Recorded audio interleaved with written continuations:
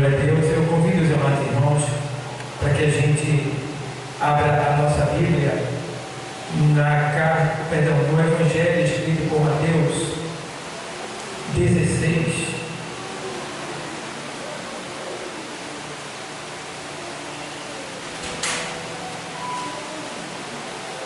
E 21.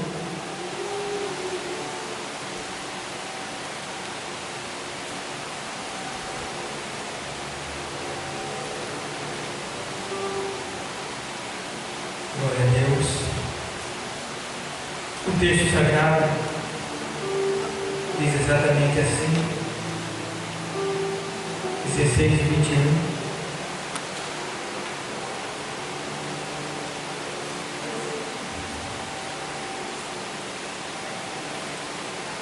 Desde então, começou Jesus a mostrar aos seus discípulos que convinha ir a Jerusalém e padecer muito dos anciãos e dos principais sacerdotes e dos escribas e ser morto e ressuscitar ao terceiro dia.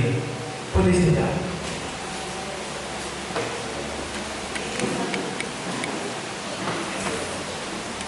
Amados irmãos, nós temos um texto aqui do Evangelho, escrito pelo evangelista Mateus, e o texto sagrado fala sobre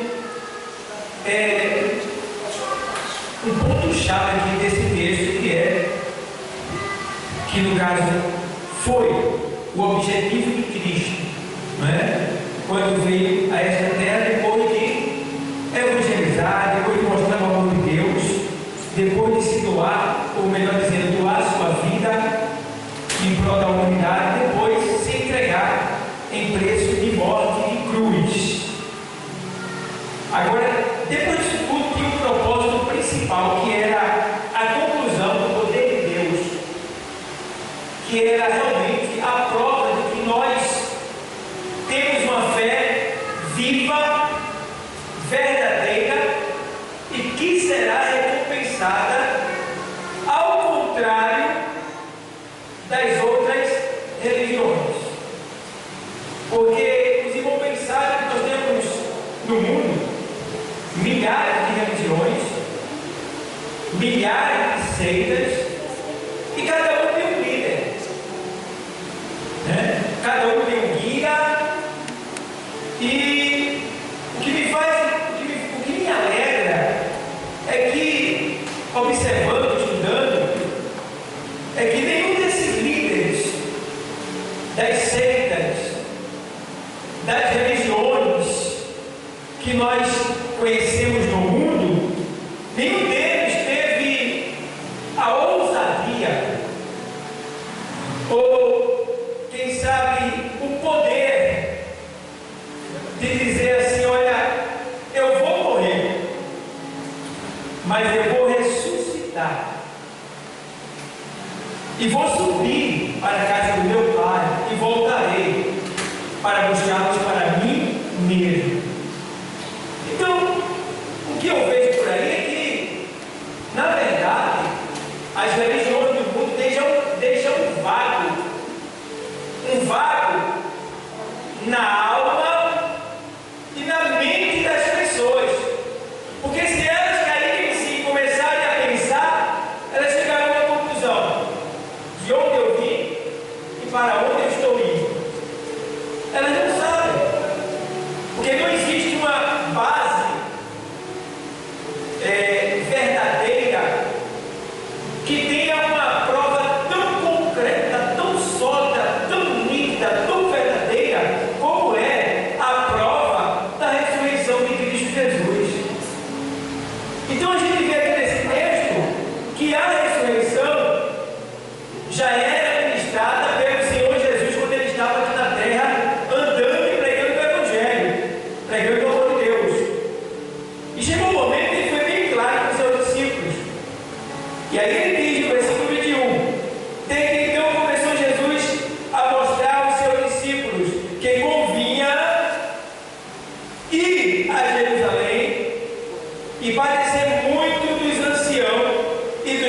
principais dos sacerdotes e dos escribas e ser morto e ressuscitar ao terceiro dia. O que é que Jesus está dizendo aqui para os seus discípulos? Olha, eu vou para Jerusalém. O que é Jerusalém? O centro da adoração. Né? Jerusalém é a casa do grande rei. Né? Então a gente vê que eles não estão indo para lá.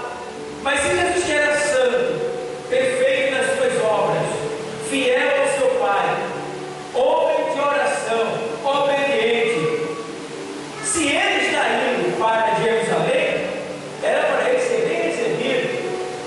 No entanto, aconteceu o contrário. Ele estava indo para Jerusalém, o centro da adoração, né? A cidade do grande rei. Mas no entanto, ele está dizendo que quando eu chegar lá, eu vou padecer dos anciões, ou seja, eu vou ser maltratado pelos anciões. Quem são os anciões? Os homens de autoridade pública, que tinham poder sobre a comunidade daquela localidade. Então os anciões eram homens com mais de 50 anos, que tinham um testemunho público, notório a todos, que o que eles mandassem o povo fazer, o povo fazia. E aí ele diz também, padecer dos anciões e dos principais dos sacerdotes. Veja bem, Jesus, ele vai sofrer agressões, perseguições, calúnias, maltratos de sacerdotes. Veja bem. E o que é um sacerdote? Alguém que apresenta o pecado da humanidade para Deus. Então veja a função do sacerdote. Jesus está dizendo também, olha, o sacerdote, os homens que têm contato direto com Deus, que são responsáveis por apresentar o pecado do povo a Deus, esses daí também vão me maltratar, vão me perseguir, vão me caluniar. E aí agora ele diz também, não só os principais dos sacerdotes, mas agora ele diz também, e os escribas. Quem são os escribas? Os copistas da Torá e da Torá e dos profetas. Como assim, pastor? Antigamente, em Gênesis e Apocalipse, a Bíblia era escrita à mão. E quem era responsável por essa escrita eram os escribas. Então, os escribas eram homens que sabiam da Bíblia de Gênesis até Malaquias. Eles conheciam tudo. E quando tinha uma dúvida acerca da lei, era chamado um escriba para tirar a dúvida, para confirmar. Quando o rei queria saber se algo ia acontecer, ele chamava um escriba. O escriba ia lá e mostrava aquilo que estava acontecendo e o que iria acontecer. Veja bem, então esses homens que conheciam a palavra de Deus, que paradoxo, né? Conheciam a palavra de Deus. Jesus, ele é a palavra de Deus, mas esses escribas, eles conheciam a palavra de Deus, mas ele está dizendo que eles vão me maltratar, eles vão me perseguir, eles vão me machucar, eles vão contribuir para me matar. Olha aí, misericórdia. E não só os escribas, mas também ele diz os principais sacerdotes, os anciões, os escribas, e agora ele diz assim, ó, e padecer, aí vai, deixa eu ler desde o começo. Desde então começou Jesus a mostrar aos seus discípulos que convinha ir a Jerusalém e padecer muito dos anciãos e dos principais dos sacerdotes e dos escribas e ser morto e ressuscitar ao terceiro dia. Então, o que é que eu vejo aqui? Eu vejo que Jesus ele não estava preocupado com o que ele iria sofrer, porque o ponto dele não era tanto sofrimento, era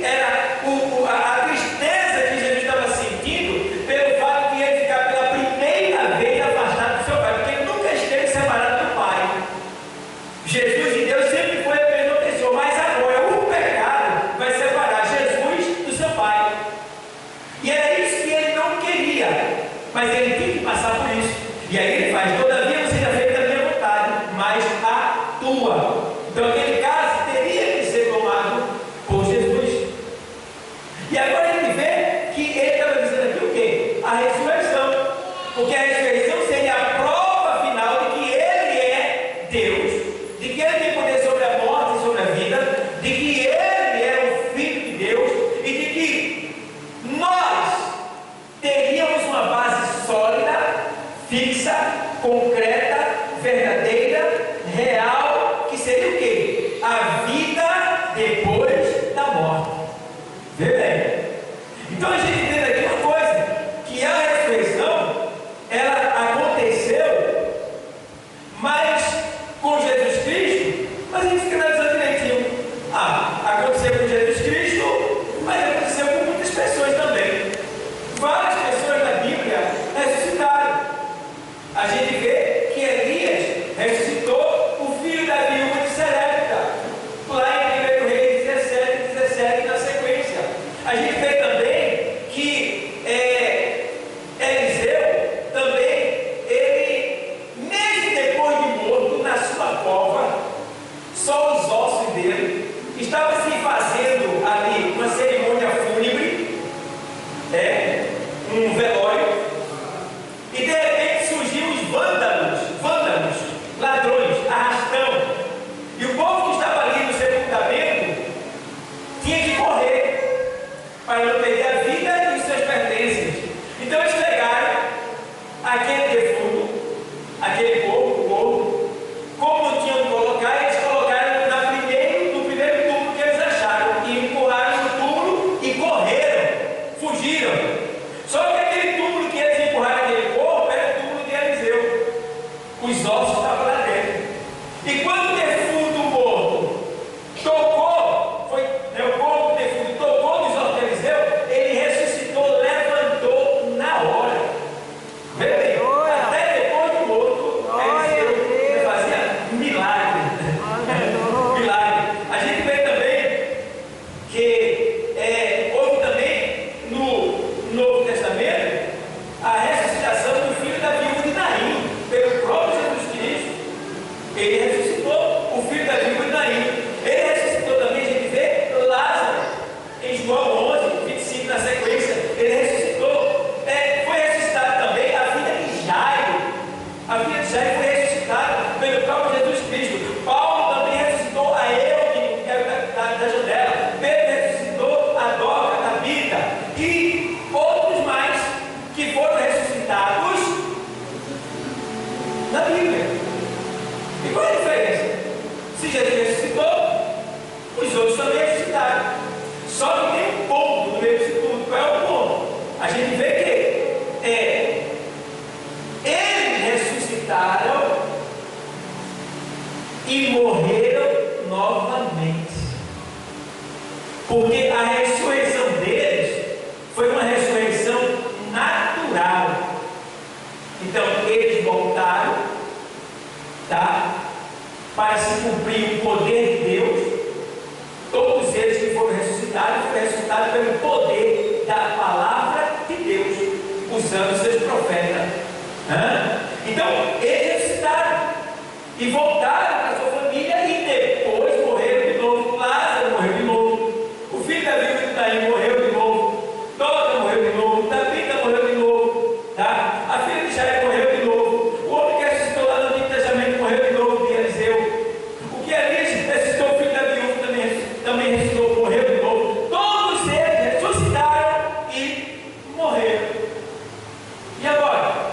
E a gente vê em Mateus 27, 52, vê o que tem lá o texto. 27, 52 diz assim,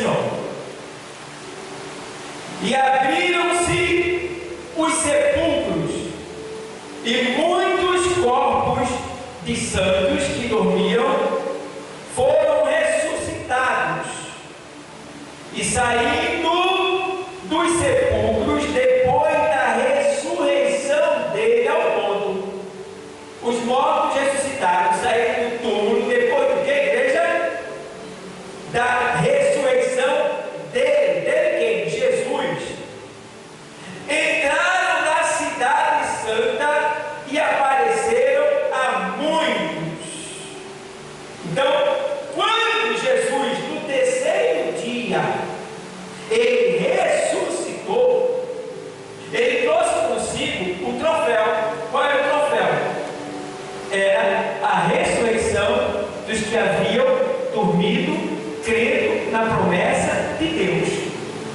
E aí o que acontece? Quando ele ressuscita aqueles ali, eles ressuscitam, aqueles recém-mortos que estavam ali em Jerusalém. Quando Jesus ressuscita, todos eles ressuscitam também e voltam para seus familiares.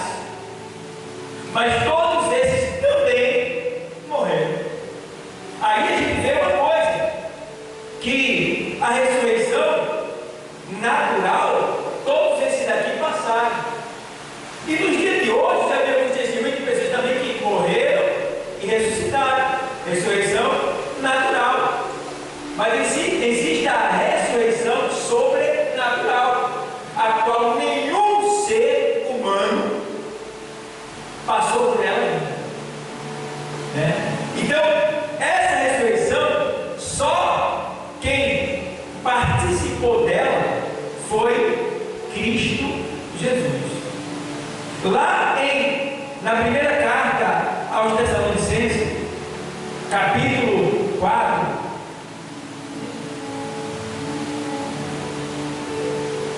versículo 13, diz assim: não quero, porém, irmãos, que sejais ignorantes acerca dos que já dormem, para que não vos entristeçais como os demais que não têm esperança. Então Paulo está dizendo que nenhum de nós deve se entristecer por alguém que partiu em Cristo, porque na verdade eles não morreram, eles dormiram em Cristo, seu corpo está no pó. Por quê? Versículo 14: se cremos que Jesus morreu e o que? Ressuscitou, assim também aos que em Jesus dormem, Deus os tornará a trazer com Ele. Então, quem crê que Jesus morreu, eu creio. E quem crê que Jesus ressuscitou, eu também creio. Então, se eu creio na morte e na ressurreição, eu também creio que aqueles que partiram com Cristo, eles voltarão com o Senhor Jesus na sua vida. Aí, Paulo vai mais adiante aqui, no versículo 15: dizemos-vos, pois, isto pela palavra do Senhor, que nós, os que ficamos vivos para a vinda do Senhor, não precederemos os que dormem, ou seja, não iremos para o céu, nós que estamos vivos, não chegaremos no céu, nem com a vida do arrebatamento, primeiro do que os que já morreram. Porque o arrebatamento vai acontecer primeiro a ressurreição dos mortos e depois a nossa transformação. Então, na medida que eles saem do túmulo com o corpo glorificado, é ao mesmo tempo que nós também somos transformados e levados para o encontro com o Senhor nos ares. Vamos estar escrito aqui, porque aí assim: dizemos, pois, isso pela palavra do Senhor, que nós que ficamos vivos para a vida do Senhor não precederemos os que dormem, porque o mesmo Senhor descerá do céu com alarido e com voz de arcanjo e com a trombeta de Deus, e os que morreram em Cristo serão o quê? Primeiro, ressuscitarão primeiro. Então, no soar da trombeta, os mortos ressuscitarão primeiro. Nós não teremos. Será algo tão misterioso, até porque, irmão, isso tudo vai acontecer num piscar de olhos. Então a gente só vai sentir o impacto, aquele puxa-banco, e de repente ele está face a face com Cristo. Aleluia! Oh, glória! É uma força tão grande, um poder tão grande, que nos toma. Aí ele está assim, santidade, obediência, está perdoando, está amando, está em comunhão, está ali em paz, e de repente, Oh, glória! Aleluia! a 6.000 pés fora da terra, se encontrando com Jesus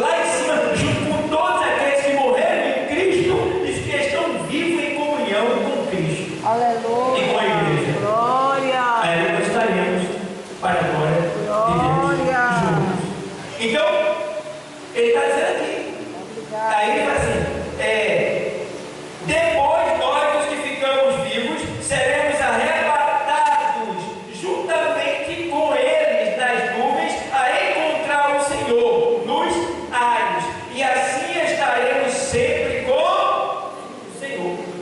Aí Paulo vai dizer aqui, portanto, consolai-vos uns aos outros com esta. Aleluia. Glória. Oh, glória. Diga para o seu irmão. Aleluia. Diga para o seu irmão. Aleluia. Jesus está voltando. Jesus está voltando. Jesus está voltando. Diga assim, em breve, Em breve. muito em breve, nós Em nome seremos de Jesus. Em transformados. nome de Jesus. Oh, glória. Estou Aleluia. cansado, Deus. É, Jesus. Às vezes eu tenho enfermidade aqui, É. outra ali, uma dor aqui, outra ali, cabelo ficando branco. Aí vejo problemas seculares, problema com família, falta de dinheiro, falta de comida. Então vem, perseguição, calúnia, humilhação, desprezo, esquecimento, desemprego. Ai, quanto problema! Mas isso está É findando. verdade, eu creio. Isto está findando. Eu creio. A hora está chegando. Oh, glória. Eu tenho isso na minha vida, eu tenho tanta certeza, tanta convicção, de tudo que eu tenho estudado, que eu tenho visto, que eu tenho ouvido, que eu Aleluia. tenho sentido, Oh, que o nosso glória. mestre está tão perto, tão perto, tão perto, mais perto do que a minha própria respiração. Aleluia. Eu E creio. nós precisamos realmente pedir, Deus, coloca temor no meu coração. Aleluia. Me faz ter temor de ti, meu Senhor, e tremor. Aleluia. Meu Deus, não me deixa perder a conexão, a comunhão, a ligação. Não me deixe, meu Senhor, porque está tão perto de um misericórdia. Irmão, quando você vê o mundo de cabeça para baixo, dê glória a Deus, porque a Jesus é a volta dele. É a volta dele. E a esperança da igreja é o quê? A volta de Jesus. E nós somos um povo que estamos aqui sujeitos a não morrer fisicamente. Nós somos a geração de cristãos que estamos correndo, digamos assim, estamos prestes a receber uma grande bênção, a bênção de não precisar levantar na sepultura, mas ter o nosso corpo transformado e levado ao céu. Aleluia. Glória. Então, meus irmãos, mais ainda, se sempre foi tempo disso, agora é que é tempo mesmo de orar, de perdoar, de amar, de evangelizar, de abraçar, de comungar, de estar junto em comunhão. É mais tempo, é agora que ele tem que se aplicar mais. Porque quanto mais difícil tiver a situação, mais próximo está o Senhor chegando. E como sempre falo, Paulo diz, olha, eu não me aborreço de falar as mesmas coisas para vocês, porque serve de conhecimento, de crescimento e também de livramento. Então, como eu tenho visto aí, meu irmão, vocês sabem, vocês têm internet em casa, vocês podem acessar, vocês podem ver, cutuque, vai lá, porque isso vai aumentar mais a tua fé, isso vai te firmar mais, vai te trazer mais para Deus, procure saber, tá? Então, Israel já está chamando o seu povo para voltar para a terra, os judeus já estão se reunindo para voltarem para a terra. A China, a Rússia e outros países pediram para que os que são russo, chinês e outros mais de outra nação saiam de Israel. Dá para entender a mesma coisa? As nações dizendo para os que estão em Israel, dizendo que saia de Israel. E eles não dizem por quê? E os judeus dizendo para os seus que voltem para casa. Então, isso aí quer dizer o quê? No dia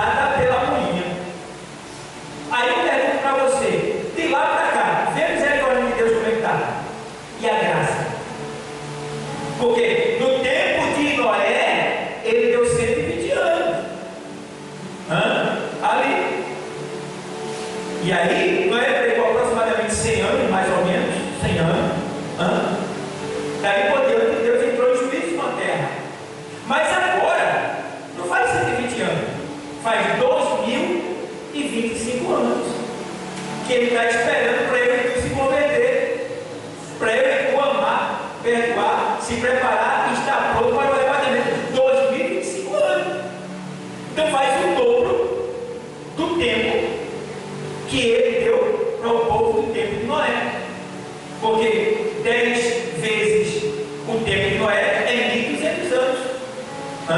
Nós estamos em 2024, quase o dobro. Então a gente precisa o quê? Entender que isso aí é a graça de Deus. E Pedro fala sobre isso. Quando o povo diz assim para lá, diz assim, olha, Pirão assim, cadê a vida dele? Desde que eu era menino que falou isso, e ele não veio até hoje. Aí Pedro diz, irmãos, não ignoreis uma coisa, que um dia para Deus é como 1000 anos, e 1000 anos como um dia. Deus não retarda a sua promessa, antes é longânimo para convosco, não querendo que alguns se percam, mas que sejam salvos. Então por que ele está dando tempo? Porque tem alguns que ainda não se entregaram, tem alguns que ainda não se renderam, tem alguns que ainda falta fazer parte desse aprisco, e aí ele está tendo essa longanimidade de esperar, mas vai durar muito tempo. Por quê? Deus está esperando, mas os sinais estão aumentando, e Deus não pode passar da hora. Deus não chega casado, só chega na hora certa. Então antes de tudo se preparar, do lado do simples, do lado do sistema, Deus vai ter que tirar a sua igreja. A humanidade já caiu de novo, já tem um Deus vivo no meio de nós, né? Já tem aí homens preparando, já falei aqui outras vezes já, e torna a falar, que já tem robôs humanoides que vão ser usados para gerar filho, filha da mulher, e ele vai esperar na barriga daquele robô, né? Já tem cachorro que é robô, já tem policial robô, já tem táxi que anda sozinho, caminhão que anda sozinho, né? Já tem médico robô que opera de um país para o outro só pelo computador.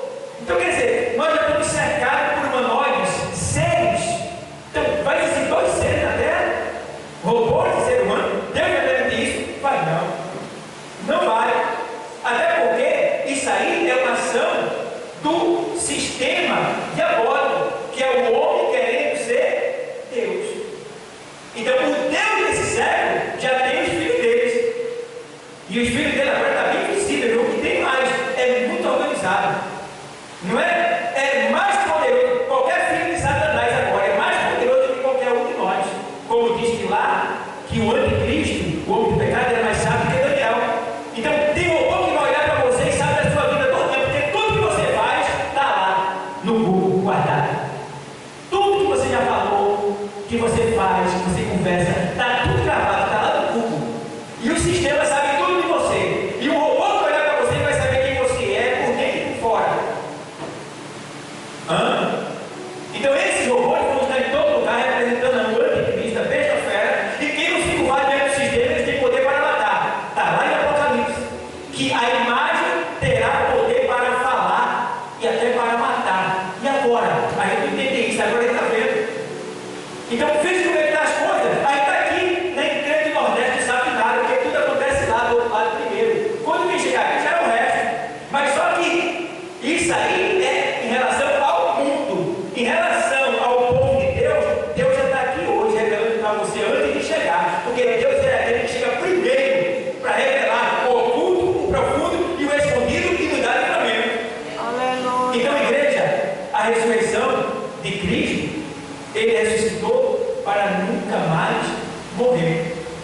Ele é a primícia da ressurreição. Então todos ressuscitaram e morreram, mas Jesus ressuscitou para nunca mais morrer. Aleluia. Aí Apocalipse 26 diz assim: bem-aventurados aqueles que fazem parte da primeira ressurreição.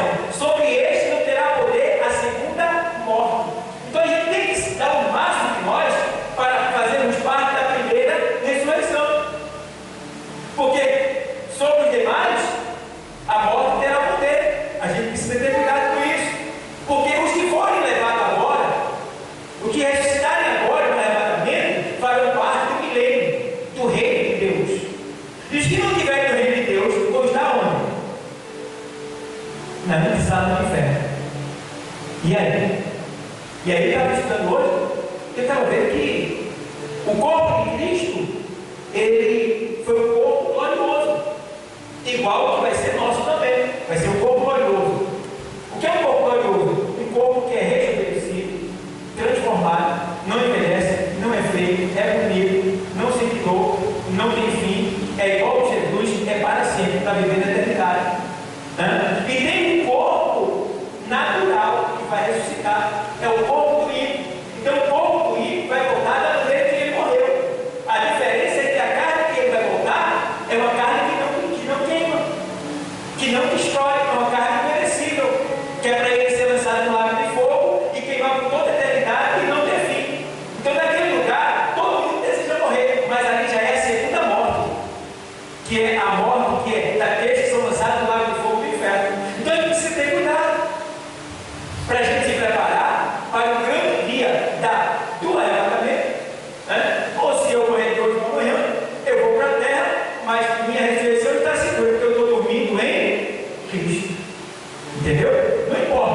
se eu vou estar aqui no dia do arrebatamento, ou se eu vou descer sepultura no arrebatamento.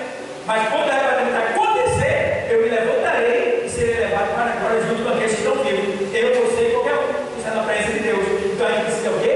Ter esse cuidado, ter esse zelo. Por quê? Na medida que a gente está voltando, a gente precisa pregar. E a própria palavra da Santa Ceia diz assim: olha, e quando beberes esse cálice, comereis esse pão e beberes esse cálice, anunciai a morte do Senhor até que ele venha. Então essa morte é seguida da ressurreição, porque se ele morrer, como é que ele vem? Então ele estava falando da morte de alguém que ressuscitou e que está voltando. Então diga para seu vizinho: ei, Jesus, ele está voltando e quer levar você também. Diga para todo mundo: Jesus está voltando e quer levar você para o céu. O céu é para todo mundo que quer ir para lá, só não vai a Rússia. Só não vai a Rússia. Mas é para todo mundo que acredita e que deseja ir para lá. Então que nesta noite a gente tenha esse temor. Acredite, creia, guarde essa palavra no coração. Porque as primícias da ressurreição já aconteceu. Que é quem? Cristo Jesus.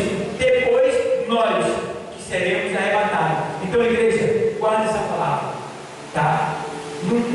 Não esquece ela não, porque a Bíblia diz que a ressurreição é o maior presente do cristão, porque é a prova de que o Deus que nós servimos é um Deus vivo, poderoso, que existe e que tem poder sobre a morte e sobre a vida.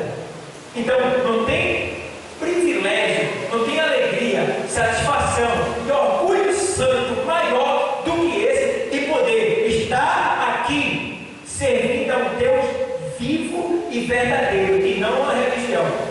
Não estamos servindo a Assembleia de Deus, não estamos servindo a pastores, não estamos servindo a uma denominação, não estamos servindo a um dogma, uma ideia de homens. Nós estamos servindo ao princípio da paz, o Filho de Deus encarnado, morto e ressuscitado.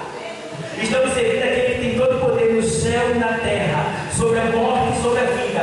Estamos adorando e servindo aquele que nos tirou das trevas para a sua maravilhosa luz. Estamos servindo aquele que provê nossa necessidade, que tem cuidado de nós, que nunca nos desamparará. Foi ele que disse: eis que estou convosco todos os dias até a consumação do século. Portanto, meus irmãos, alegrai-vos no Senhor, regozijai-vos sempre, como está escrito lá em Colossenses 3:8. Se já ressuscitaste com Cristo, buscai as coisas que estão de cima e não as que são de baixo, porque nós ressuscitamos com Cristo. Então é tempo de pensar mais nas coisas de cima. Já olhou que quanto mais a gente tem que resolver as coisas de baixo, mais problema acontece, mais problema aparece, mais dificuldade vem. Não tem jeito, não tem jeito. Eu digo assim: quando dá milhões de polícia, nunca vai acabar com os assaltos, porque a polícia não é onipresente, vai ter em todo lugar ao mesmo tempo. Então quer dizer, só que importante é quem? Jesus.